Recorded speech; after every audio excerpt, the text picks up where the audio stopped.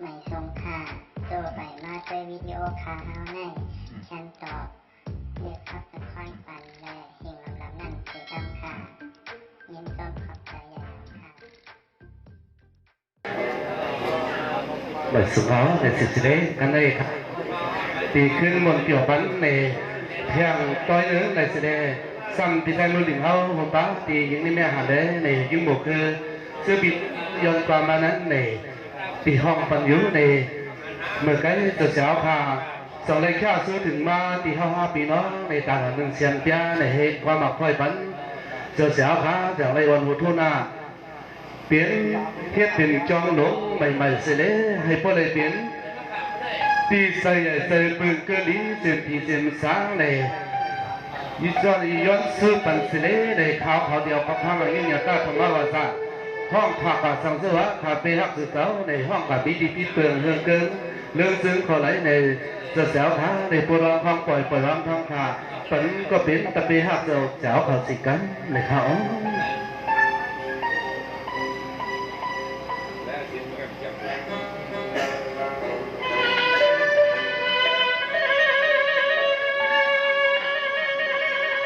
สา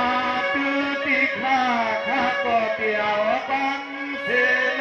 ตื่นขออุปคันเสียงขอไม่เลี้ยงขึ้นปล่อยเปลี่ยนเสียปล่อยสักร้อนสักครั้งกรุงกำใหญ่ทุกโคไทย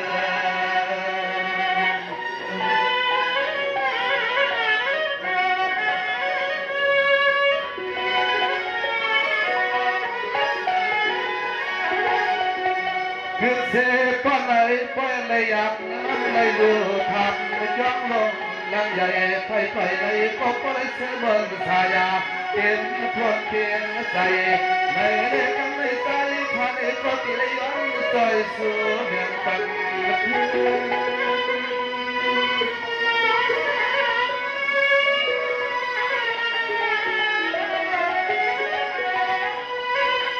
เสียมันเจ้าเป็นหยาเจ้าเป็นสักขาเราเห็นสังจงไม่เลยก็ดันเข้าตัวที่ไหนก็บังสุดต่อเมื่อตลาดทางเคยขึ้น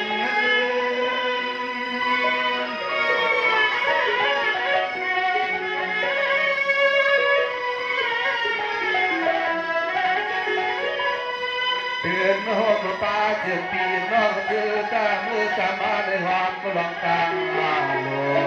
จุดเสาเห็นต่างหน้าตัวเองทำจุดเสาข้าตัวเล็กลองต่างหน้าปล่อยต่างพวกอาเกตึกวัดจังดวงในทาง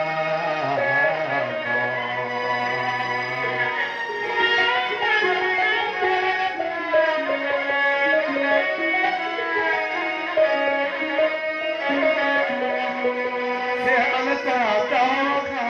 จะเจ้าพ่อพิลาเจ้าก็เกิดยังไม่แก่เสมอชายาในเมียนเส้นทำเอาเลือดเจ็บปล่อย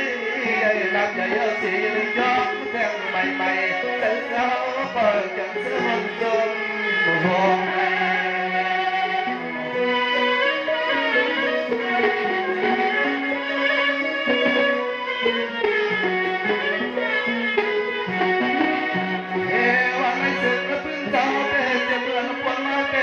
ก็ในลุงเสกโจโก็นายนักเข้าในป่าละในดวง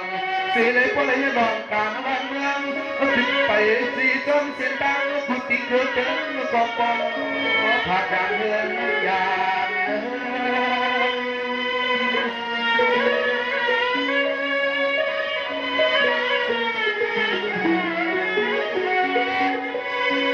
ลองเส้นทางนาเกิดสัมผัสตัวลองตาหน้าตาลูกรู้สุไลเลยอยู่ที่การที่จ้องถึงให้ในศาสนาถึงให้ขึ้น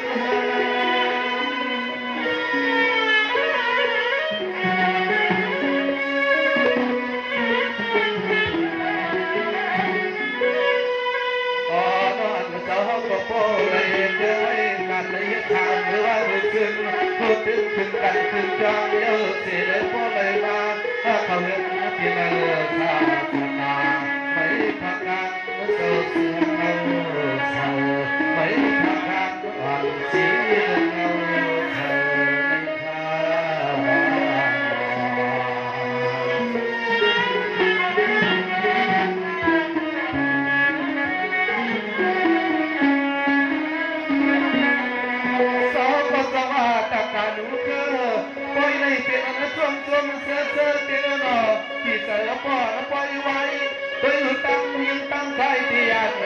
ปิดอันเจ้าจ๋าเจ้าเปลี่ยนเจ้าเนี่ยที่ไรยินความ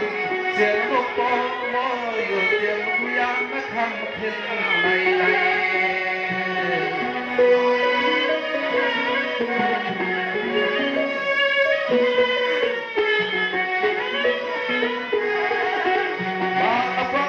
บนอันสาอันไม่มีเพียงแยงใส่ในปากไม่ได้มีเพียงดังเอาไม่หอดไม่ยอมไม่มุ่งตาตัวมุ่งสุดเพื่อ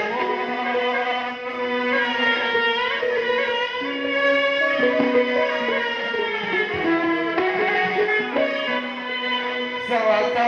ค่ะเมื่อทุกครั้งเมื่อความนานวนมันสั่งกันได้อยากเลยก็พ้นเมื่อเลี้ยวเตะต่อขาตอนในอยู่ในศาสนาไม่ทำกันพอเลยหัวตาลาอย่างพี่เล่นออกก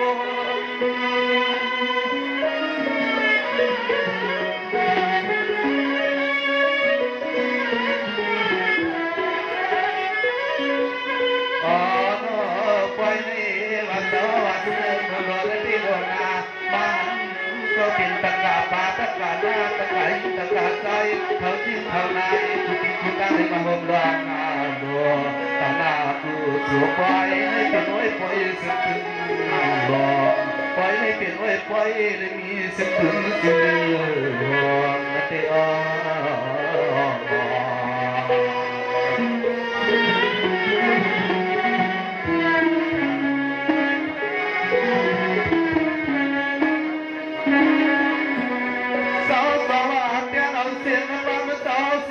ตะกาใจนุ่มเคยย้อนปังตะกายิงตะกาใจตามเสือเสือมือมาเจมันขี่รถขี่กาอย่าให้มีรักที่อันนี้อันตาเดียสั่งไหลมีข้อความสั่งปันให้ไปเสือสาเนื้อต้น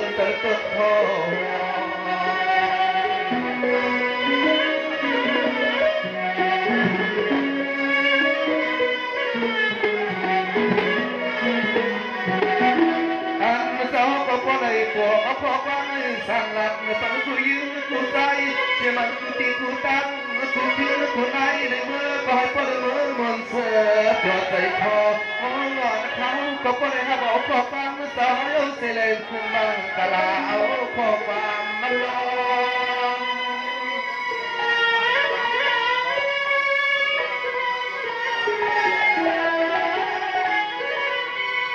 ปล่อยในเตะเป็นอันปล่อยมันปล่อยหยอดปล่อยจนยังนาเสือสาที่นาโนเจตีน้องมาในห้องน้องดูกูสุดที่นาที่เจ้าเจ้าเปลี่ยนเจ้าในก็ใครก็ยิ้ม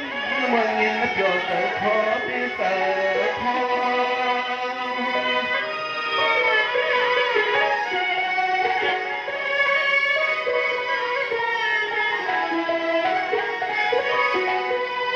กาตุนเจ้าข้าเดินอาทองเรืองตะกายตะกาใจเท่าที่เขาได้ในยัน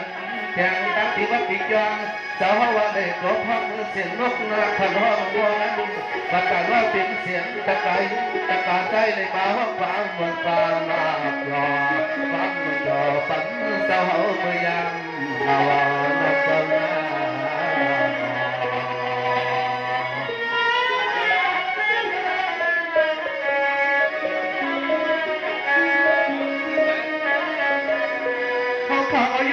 เอาทุ่งปลาหมีสาวใครที่ตาลีกูสวยจังคุณต้องขอบสมหยอกฝันยิ้มใจตั้งเธอคนตั้งตะเพียหนุ่มเธอเลยตั้งลูกเสียงจัดใจตั้งพวกอาเทจึงให้พวกเรายิ้มวันยิ้มเกี่ยวตาเสียใจก็ย้อนฟังสุดต้องเตือนเสียใจก็สอนย้อนสุดต้องว่าเห็น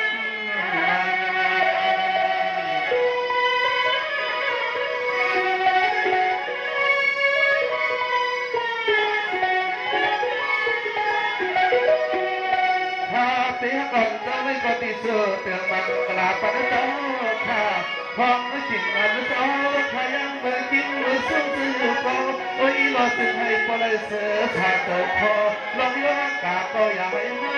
เข้าพวกมาสู่ถึงรอมาถึงรอ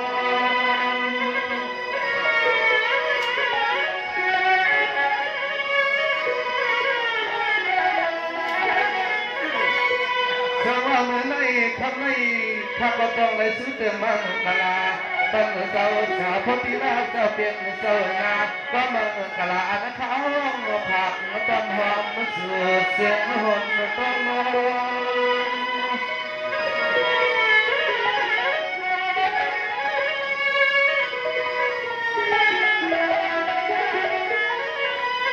อ๋อน่าสาวก็ยังให้พวกมึงเชื่อผมเชื่อเพียงตาพอหิวพอกลางกูตีกูตาผู้คนคนนั้นก็ยังให้พวกเล็กกันเชื่อทางมา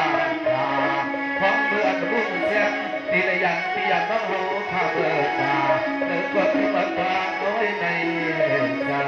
ยันตียันต้องในวันคนไม่ได้ก็เท่าที่ไหนก็ใจข้าวอันถือกันดึงเมื่อวันไรท่านข้า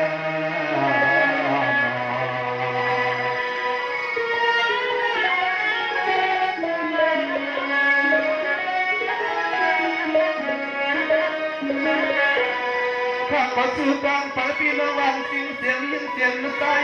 เสียมันปีละเมืองยาวกาผู้คนคนนั้นขายปลายกลางที่อันนี้เราตั้งเขียนเตรียมเขียนอันโดนอย่าปีมาเปลี่ยนมากันเจ้าที่ไหนก็ซื้อให้ปลายกลางนึกถึงชาติขาเสียงผู้ยามนักทำกงอันดองยอกาเตรียมเขียนอันโดเสือนั้นอย่าเปลี่ยนให้มาตื้อจับมาเธ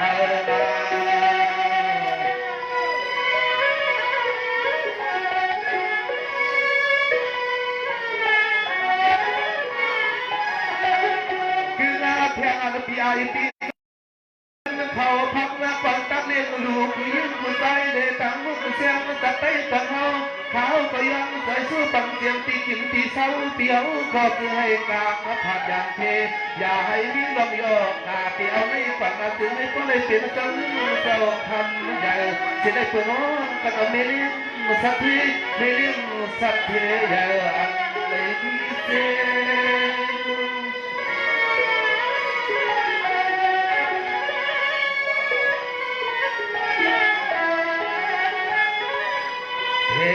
กลางคณะต่างสุดกันไปอะไรให้งาขัดสู้เติมน้ำตาลา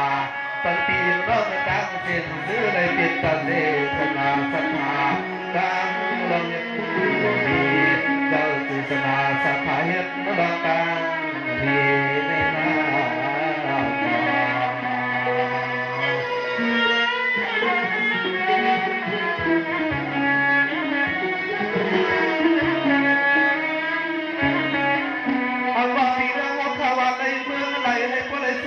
ปีไหนวันขึ้นได้ยินเสียงควางขาวไม่เนียงกลางเสียงใจคอยตีไว้น้อยเพราะอะไรกันเสียงข้างขาใจขาดสุมันกลาบังปีบังน้องตั้งเสียงตั้งลายนา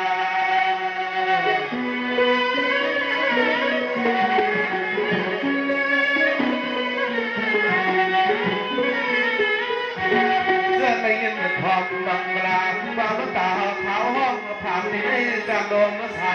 เสียงผู้หญิงผู้ชายได้ยินคนที่นั่งฟังจากนั่งขาวห้องไม่นอนถึงให้พวกคนเชื่อผู้เชื่อผู้เชื่อให้ขาดไม่ขาดเลยพอเอาหน้าใจขาดตอนนี้ข้อบางมาผ่านวันนี้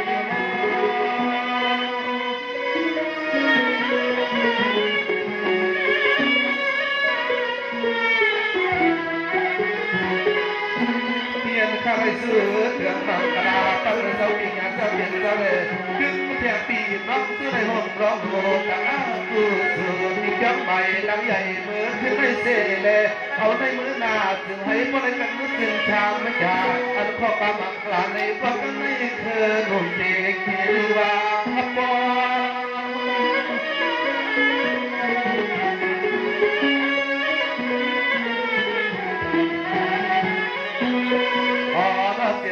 เขามีนายที่มันก็มีทองใจจึงให้พวกมันเสือเขาเลยมามือกันเยอะกันได้เอาในมือนาที่ซ้ำมาดึงเสียงดังบ้างเธอในตั้งที่คือให้เสือนวลนาชายาสังว่าเขาได้ยินก็กันปีนั้นเพียงไรก็สื่อเจ้าค่ะมีปีไหนก็ดอกของสื่อเจ้าป่าแล้วก็อยากถึงซ้ำดึงมาตั้งใจขัดเธอเขาเอาในมือนาเจ็ดปีเจ็ดรองตามมาเส้นตามบัวเขาอยู่ไรก็อย่างนี้ไม่มีเงาขนาดม บทสุดท้ายอยู่ก็เป็นคนในให้มีลำตั้งกับเดียนพลิกเห็นรับไปซื้อใส่บนสามบังกลาคือเรื่องคุยเยให้เพการขุดขุดบนนั่งในเท้าสองในทุกต้องซึ่งต้องบังกลาพันปีปนอเขาในเชิญต่อหันใส่กินอาศิกันในกันในพี่น้องเขาในกันรอเสื่อในยันฟังถึงว่าตีบีนางเนี่ยหานภาในก็เลยที่เนี่ยหานภาเตรียมประนั้นขึ้นสุดเต็มบังกลาปันเล่หัวปลาเทียงปิดดีใจมือเหลือเลยซักในก็ปิดยิ่งบุกเครือพาเลยซักในอันพี่น้องขอยันประมาณนั้นในตีเลยสิบเจริญตีเลยไปทำไปยิบวายุเดี๋ยวเขาพี่น้องของท้าเลยไปปัญญาสิกับท้า